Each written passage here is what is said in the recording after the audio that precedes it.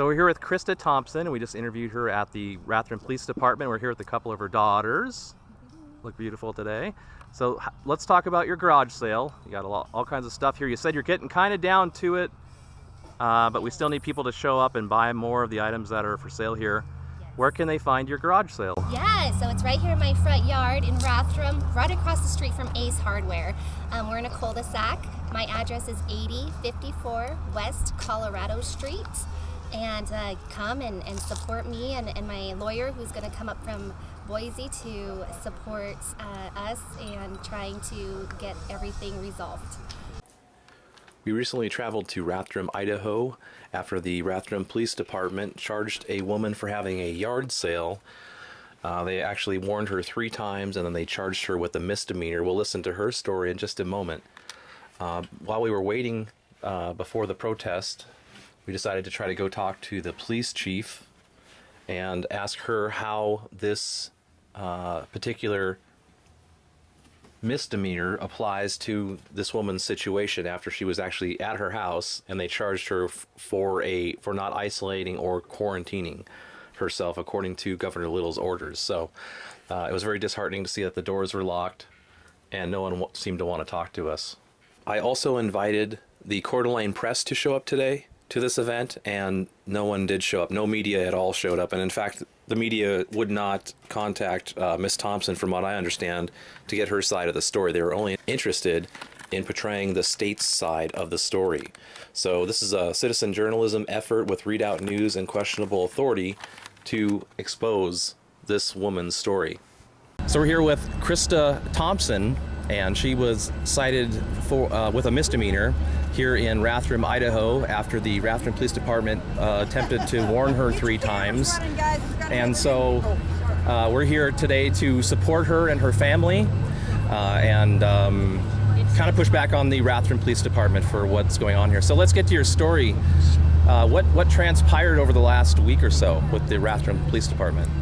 First of all, I want to say thank you, Casey, for interviewing me. This means a ton for me to get my story out and kind of get it the correct way. So about a week ago, I called the police department and I asked them if it was okay if I had a yard sale. It was, the coronavirus is going on and I wasn't sure. And a police officer gave me the okay. And he said, yeah, as long as you guys keep your distance, I don't see a problem with that. Not having more than X amount of people in your yard at one time. And if you see them get too close, just ask them nicely to, keep their distance at that 6-foot radius. And I said, absolutely, thank you very much. Grandpa has 9 storage units that we have to pay on. So it's, yes, I know. So it's really important that my husband and I got these cleaned out because he just passed and all of his bills are on us now. And we have 6 children, so we're trying to put food on the plates for them. So there's no way that we would be able to afford around $2,000 a month on top of all of our normal bills, and then now his bills.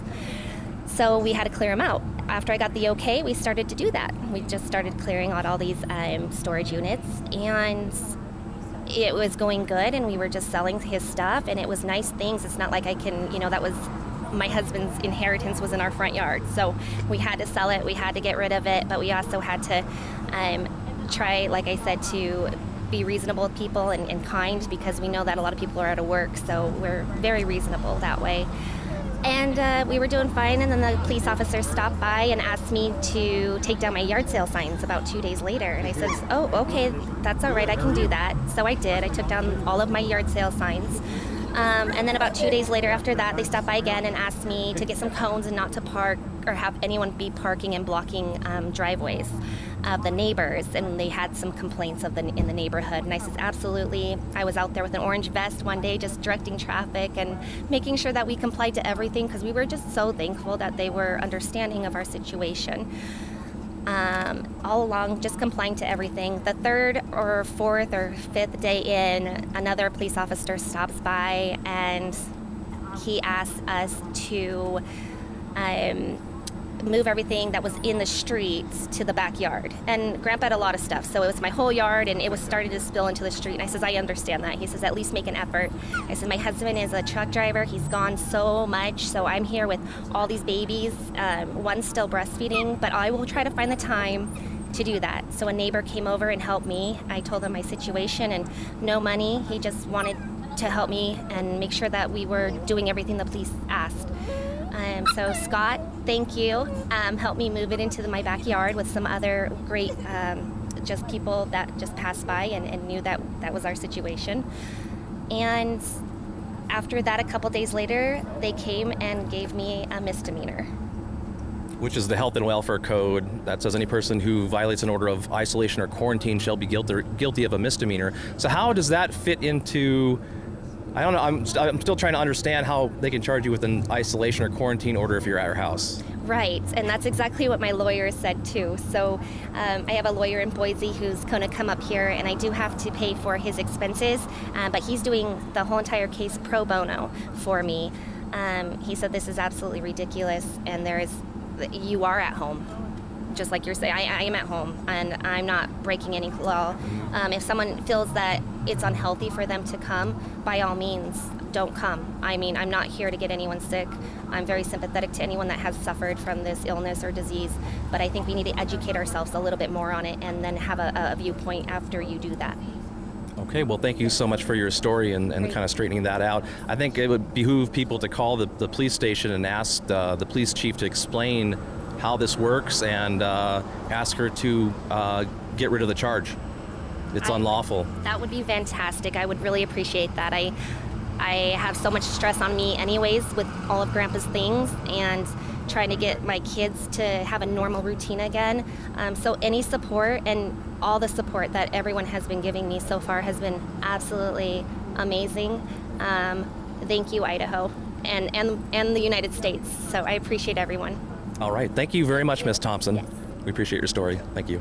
Good afternoon. This is Sherry DeBali with Redoubt News. We're here in Rathdrum. They've got a protest going on behalf of a woman that was cited for having a yard sale.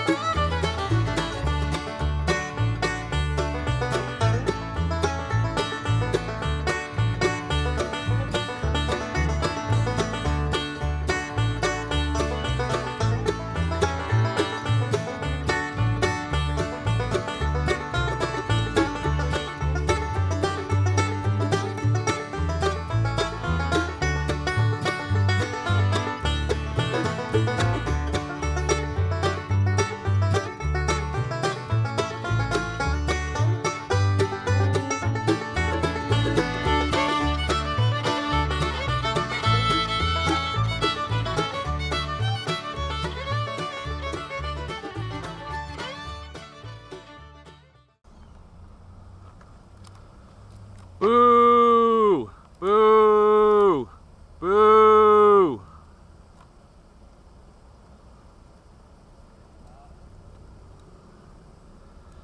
I think that's maybe the best thing is just boo at him. Shame on you guys. Shame on you.